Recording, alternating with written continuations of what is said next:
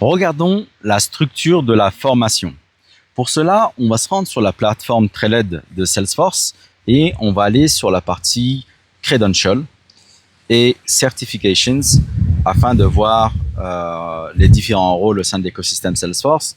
On a l'administrateur, l'architecte, le développeur, le consultant et bien d'autres. Et nous, ce qui nous intéresse, c'est la partie administrateur.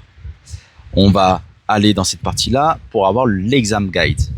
Pourquoi je dis cela? Parce que on va s'inspirer très fortement, c'est-à-dire vraiment copier, coller la structure de la formation.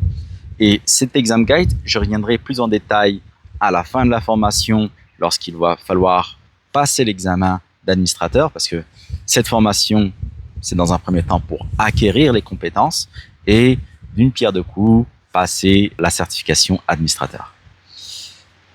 La partie qui nous intéresse, ce sont les 7 parties, donc les 7 grands chapitres de cet examen avec la configuration et l'installation. Et dans cette partie-là, on va voir à peu près les paramètres de l'entreprise, l'interface utilisateur, les hiérarchies des rôles avec les partages des rôles, etc. Et on va entrer dans un détail et on peut voir que c'est 20% de l'examen. Donc c'est une partie très importante et c'est une partie de découverte aussi.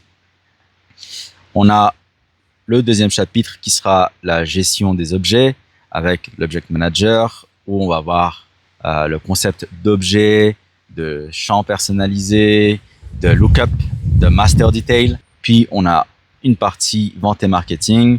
Donc je tiens à le préciser, tout ça, ça va être de base, mais Salesforce propose des choses beaucoup plus poussées avec le Customer 360 où on va pouvoir utiliser Marketing Cloud, Tableau CRM et d'autres modules en plus du service de base. Puis, on va entrer dans les applications de service qui va être la gestion des requêtes avec les cases. Après, on a le module sur la productivité et la collaboration, notamment avec Chatter où on va communiquer en interne. Il y a Slack aussi, qui a été racheté par Salesforce et qui vient petit à petit remplacer Chatter. Je prends ça avec des pincettes. On va voir aussi l'App Exchange où on va trouver des applications faites par des tiers ou même par Salesforce Labs qui mettent à disposition des outils, des fonctionnalités qui ne sont pas au sein de la plateforme Salesforce. Et pour l'anecdote, Marc Benioff avait appelé App Store en premier et il l'a laissé à Apple pour laisser cette dénomination Apex Change.